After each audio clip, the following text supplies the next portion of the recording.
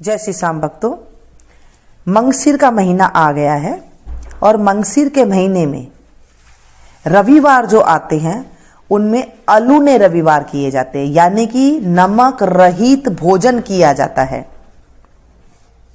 इसे किस विधि से करना चाहिए और कितनी मात्रा में करना चाहिए जिससे हमें सूर्य भगवान की अनुकंपा मिले, उनका आशीर्वाद मिले। अलूने रविवार जो मंगशीर मास में किए जाते हैं, ये प्रत्येक रविवार को रखा जाता है। इस दिन भोजन में नमक का प्रयोग नहीं करते हैं। एक समय भोजन करके उपवास किया जाता है। यह व्रत महिलाएं कर सकती हैं, कन्याएं भी कर सकती हैं। जो महिलाएं वर्षभर रविवार का व्रत करना चाहती हैं वो इसी महीने से रविवार का व्रत प्रारंभ करना चाहिए। मंगशीर के महीने के जो पहला रविवार पड़ा है इसमें से कर सकते हैं या फिर अगले रविवार से कर सकती हैं। क्योंकि ना जैसे ये 9 रविवार होंगे तो ये जो फागुन का महीना आएगा तब तक ये जो है रविवार पूरे होते हैं। अगर आप बाद में और लेंगे शुक्ल पक्ष के चक्कर में तो फिर ये पूरे नहीं होते हैं। ठीक है। अब जो ये अलूने यानी कि नमक रहित जो रविवार का व्रत करते हैं, इसमें विशेष रूप से तो दूध भात चावल या खीर खाई जाती है। वैसे ना दलिया बना करके गुड़ डाल देते हैं उसके अंदर, और जो भी चीज आपको खानी है, जैसे आपका कोई चीज छूट ना जाए, जो भी आपको फ्रूट खाने हैं उस दलिये के अंदर आप छोटे छोटे टुकड़े करके हर एक चीज को डाल दें, ताकि जब आपको कुछ और खाने का मन करे तो आप उसे खा सकती हैं। यानी कि जो आपने पहले दिन लिया है ना भोजन में, वो ही आपको 9 रविवार को लेना होगा। ये हमारा बहुत पौराणिक व्रत है जिसे मंगशीर मास से शुरू किया जाता है। कार्तिक के बाद जो मंगशीर का महीना शुरू हुआ है उसमें पहला रविवार आता है, तब से ले लेते हैं। अगर पहले रविवार में कोई प्रॉब्लम हो तो वो फिर दूसरे रविवार से ले सकते हैं। इसमें ना कोई महिलाएं केवल एक ही प्रकार का अन्न खाती है, वह भी बिना नमक वाला। और जैसे मैंने कहा कि अगर आप हर चीज खाना चाहती हैं तो फिर आप जो है इसमें थोड़ी थोड़ी डाल लें। महिलाएं सिर धो करके स्नान करके पहले शिव पार्वती जी का पूजन करती हैं और सूर्य को अर्घ देती हैं और फिर सूर्य का पूजन करती हैं। इसमें शिव पार्वती की पूजा बहुत ही ज्यादा इसमें महत्वपूर्ण है। अब आप कहेंगे हम मंदिर 9 साल तक नहीं जा सके तो कैसे करें? एक ईंट रख लें, जैसे हम ईंट मकान बनाते हैं, या तो आप वो ईंट रखें, उसे आपको 9 साल तक रखना होता है। एक चीज का ध्यान रखें, नहीं तो रास्ते में जो चिकने पत्थर होते हैं उसे आप रख सकते हैं, यानी कि वो शिव का रूप मान करके इस तरह से पूजा की जाती है, उसकी आप घर में पूजा कर सकते हैं। नहीं तो आप मंदिर में जाके जलाभिषेक कर सकते हैं, ऐसे भी किया जाता है। 9 वर्ष तक व्रत किया जाता है और कई के यहां पर 5 वर्ष तक व्रत किया जाता है। ठीक है। तो व्रत करने के बाद इस व्रत का उद्यापन भी किया जाता है, और उद्यापन करने के बाद इसमें जो है शिव पार्वती के रूप में पंडित पंडितानी जी को बुलाया जाता है, और उसके बाद उन्हें साड़ी कपड़ा दे दे या फिर भोजन करवा दे। एक छोटा सा घड़ा दिया जाता है और उसके ऊपर जो है एक गिलास भी देते हैं पीने के लिए पानी का, और चीनी या फिर चावल रख के देते हैं, और सफेद कपड़ा देते हैं शिव जी के नाम का, या फिर पीला कपड़ा दे देते हैं। और जो महिलाएं जीवने आती हैं पंडितानी, उन्हें सुहाग की सारी सामान दी जाती है और साड़ी वगैरह दिया जाता है। और जो पंडित पंडितानी आते हैं जब उद्यापन करते हैं 9 साल तक करने के बाद, या फिर आप हर साल करने के बाद एक पंडित पंडितानी जिमा देते हैं, तो जो 9वां साल होता है उसमें आपको 9 ब्राह्मण ब्राह्मणी नहीं जिमाने पड़ते। आप चाहें तो जो सुहाग की सामग्री और जो है वो दे सकते हैं, साड़ी वगैरह जो आपके वो पहनते हैं, सूट वगैरह पहनते हो तो सूट वगैरह दे दो, अपनी श्रद्धा होती है। नहीं तो आप सिर्फ दक्षिणा देकर भी, और पंडित जी को जो है एक गमछा जो होता है वो देकर भी आप उद्यापन कर सकती हैं। अलग अलग विधि से हैं, अलग अलग देशों में अलग अलग विधि से की जाती है। यानी कि जिनके सूर्य कमजोर होते हैं, कहते हैं कि सूर्य भगवान की इस तरह से पूजा करने से मान सम्मान की प्राप्ति होती है, नहीं कार्य पूरे होते हैं वो पूरे होने लग जाते हैं, ऐसे कहा जाता है। एक राज्य में एक ब्राह्मण ब्राह्मणी रहते थे। उनके कोई संतान नहीं थी, वे गरीब में जीवन बिता रहे थे, बहुत गरीबी थी उनके। ब्राह्मण भिक्षा मांगकर लाता था, उसी से उनका जीवन यापन होता था। एक दिन उसने सुना कि आज राजा दोपहर में ब्राह्मणों को मुंह मांगा दान देंगे, तो वह अपनी भिक्षा वृत्ति से निबटकर राजा के महल की ओर चल दिया। क्योंकि वो बहुत गरीब था, गरीबी में गुजारा करना बहुत मुश्किल हो रहा था।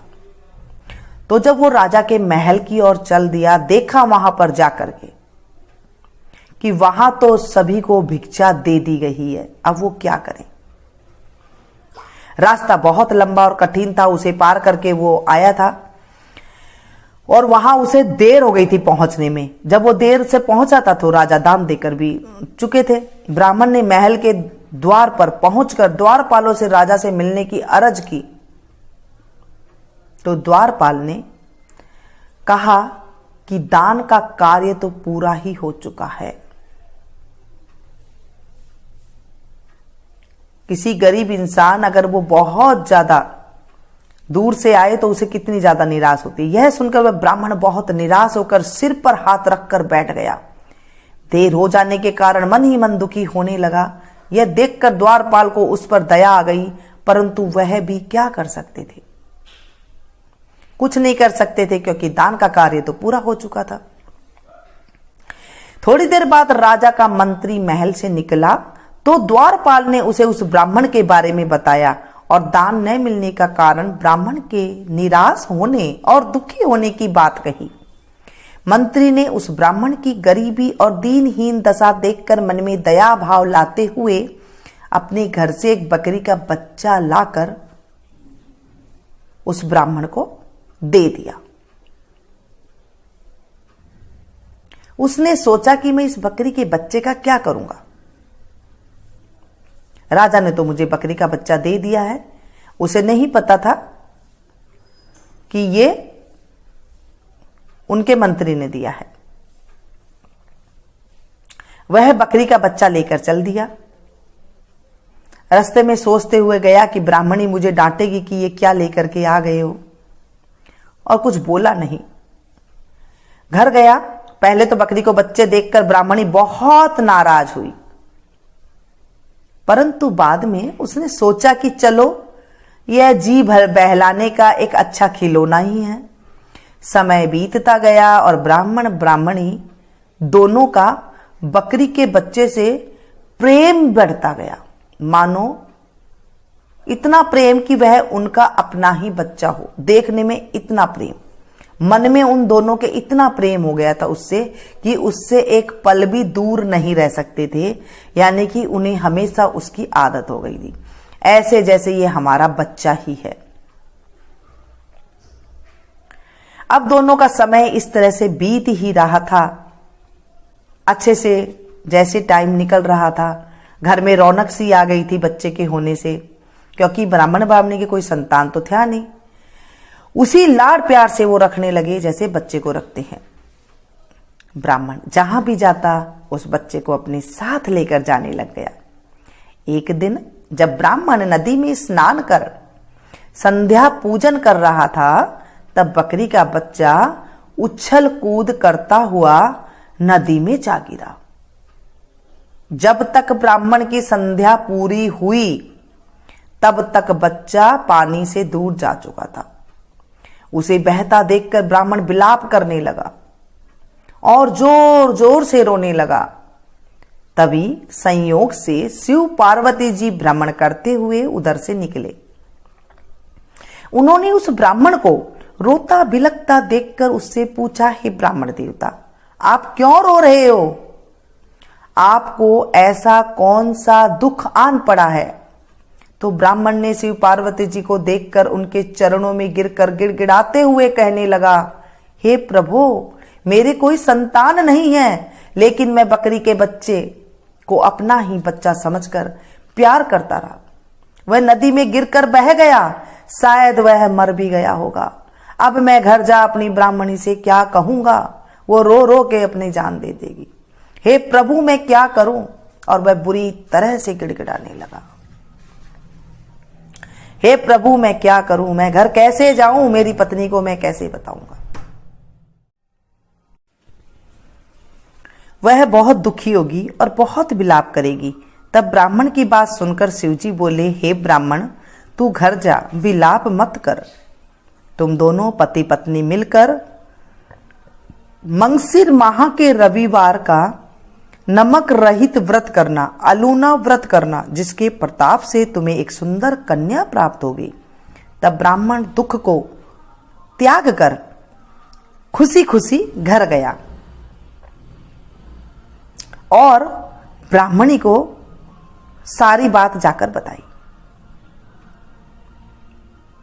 उसकी पत्नी थोड़ा दुखी तो हुई, किंतु शिव जी पार्वती जी के वरदान की बात सुनकर और उनसे कन्या प्राप्ति की बात सुनकर वह खुश हो गई।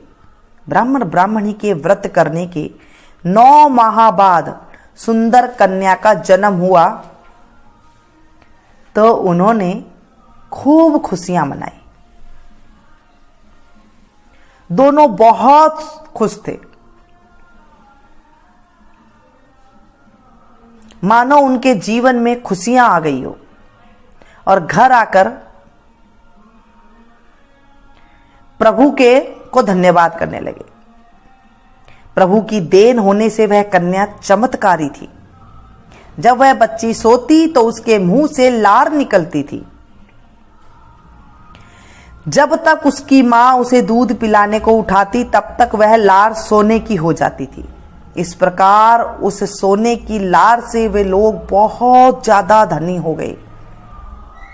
उनके घर में धन की कमी नहीं रही, किसी बात की कमी नहीं रही उनके घर में,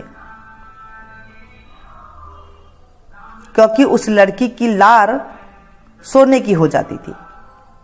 अब वह कन्या दिनों दिन चंद्रमा की कलाओं के समान बड़ी होने लगी। वह बचपन से शिवजी पार्वती जी की पूजा करती, सब प्रकार के व्रत करती थी। उसने मंगसिर मास के अलूने रविवार का व्रत भी किया। उसके बड़े होने पर उसके माता पिता को विवाह की चिंता हुई कि अब क्या करें।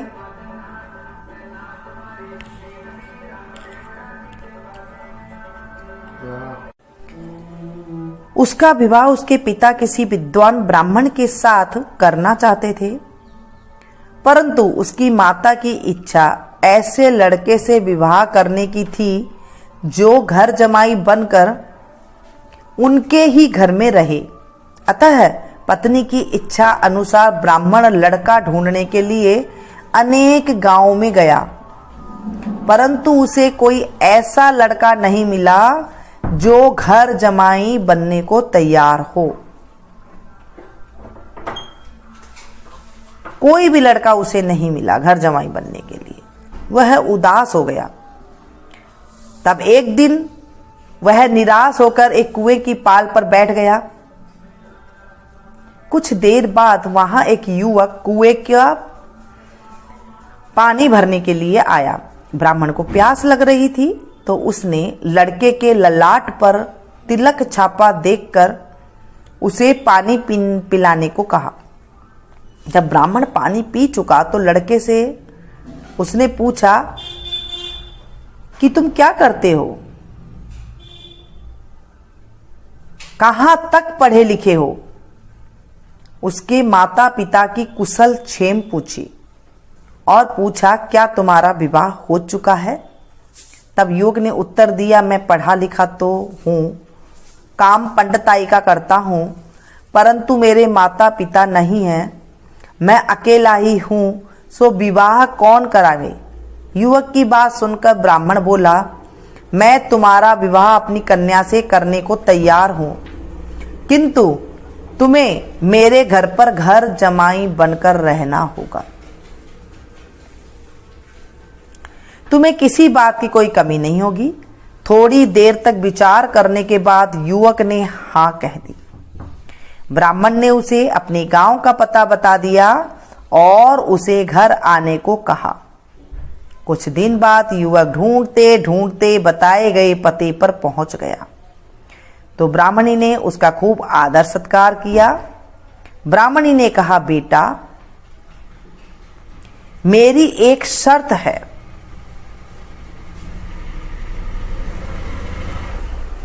लड़के ने क्या शर्त है?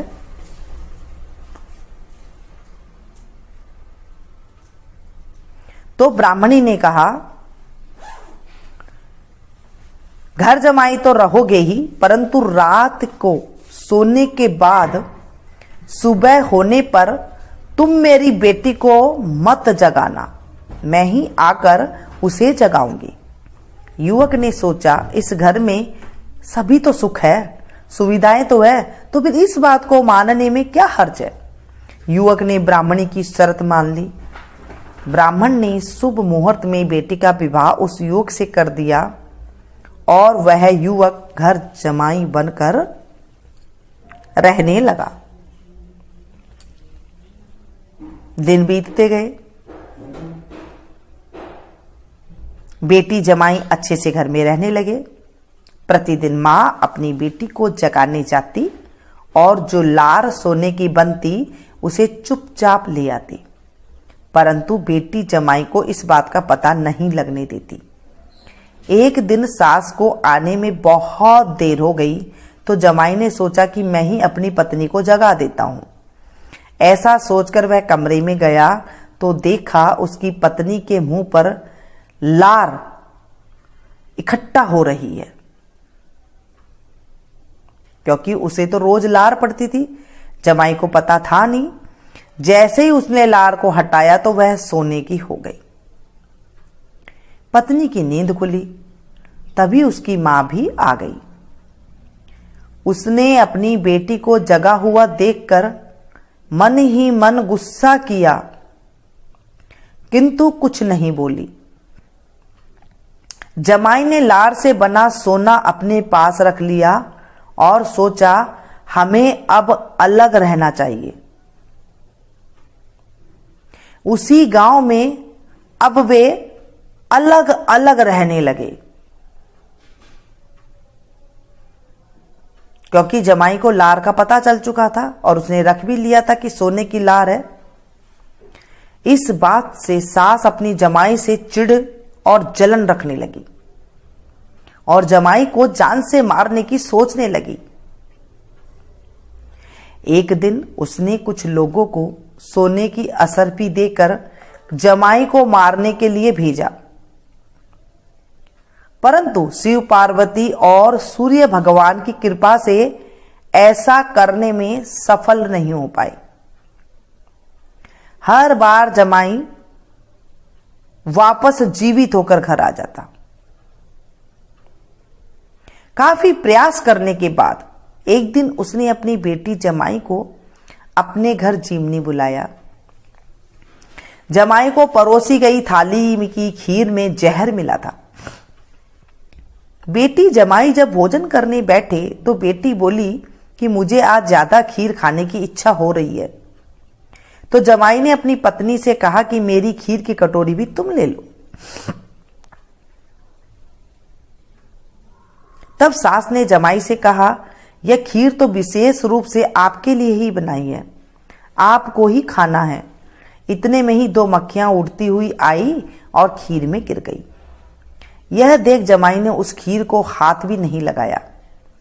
अंत में जब सब भोजन कर चुके और सबने हाथ धो लिए तो सास ने कहा, जमाई जी आपने तो खीर खाई नहीं।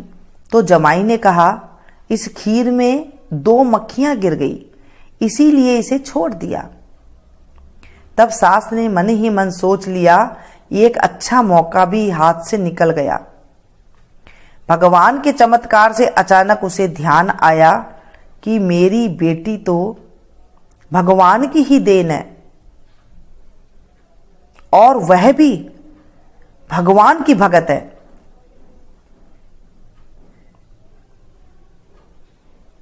तो उसके साथ बुरा कैसे हो सकता है।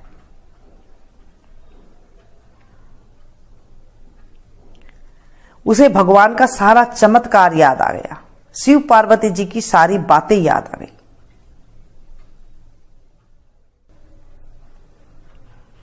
निश्चित ही मेरी बेटी के व्रत के प्रभाव से भगवान शिव, पार्वती जी और सूर्य नारायण भगवान ने इनकी रक्षा की है। यह विचार उसके मन में आते ही उसका मन पलट गया। उसने सोचा कि मैं तो धन के लालच में इतनी अंधी और स्वार्थी हो गई कि अपनी ही बेटी का सुहाग मिटाने लगी थी। मैं अपनी ही बेटी को मैं विधवा बनाने लगी थी। वह भगवान से माफी मांगती है, हे ईश्वर मुझे क्षमा करना। विद्वानों ने भी कहा है, जाको राखे साइया मार सके ना कोय, भले कर्म करते रहो चाहे जग बैरी होए। ये कहानी हमने सूर्य भगवान की सुनी है। जिस प्रकार भगवान शिव और मां पार्वती उसके जमाई की रक्षा की, वैसे ही सबकी रक्षा करना। भगवान शिव और मां पार्वती कथा सुनने वाले सभी सुधी जनों की मनोकामना पूर्ण करना। कथा अधूरी हो तो पूरी करना, पूरी हो तो मान करना। हे सूर्यदेव भगवान, अगर इस कथा में कोई गलती हो गई हो तो हमें क्षमा क्षमा क्षमा क्षमा क्षमा क्षमा क्षमा करना। हे प्रभु, इस कथा को जो सुने सुनाए हुंकारा भरे, उनकी भी मनोकामना पूर्ण करना। सूर्य भगवान की कथा सुनने से हमारे नेत्र रोग दूर होते हैं। सूर्य भगवान की कथा सुनने से हमारे जीवन में मान सम्मान की प्राप्ति होती है। सूरज भगवान साक्षात भगवान है। आपने देखा होगा, सूर्य भगवान हमें सुबह सवेरे दिखाई देते हैं, पूरे दिन भर दिखाई देते हैं।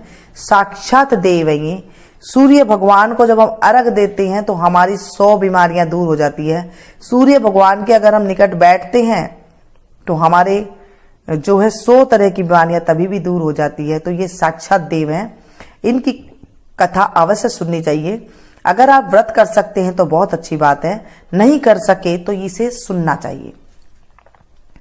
व्रत को सुनने से हमारे जीवन के कष्ट दूर होते हैं, हमारा भाग्य बढ़ता है।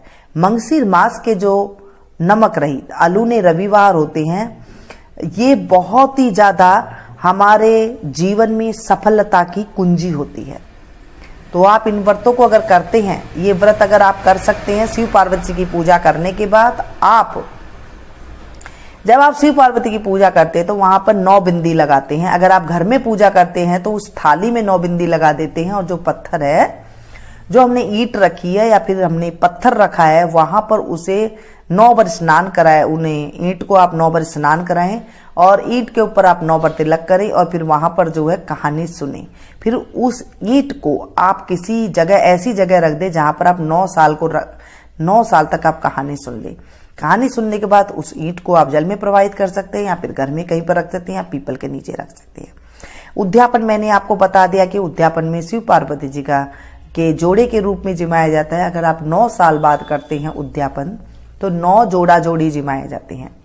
अगर आप 9 जोड़ा जोड़ी एक साथ नहीं जिमा सकते हैं तो हर साल, जैसे आपने मंगशीर के महीने में शुरू किया है, जो मंगशीर, पो, माह, फागड़, ये 4 महीने में जाकर के कई बार पूरे होते हैं, क्योंकि बीच में कोई दिक्कत भी आ जाती है तो भी बड़ी दिक्कत ऐसे होती है। यानी कि हमें शिवरात्रि से पहले पहले इन व्रतों को जो है पूरा करना होता है।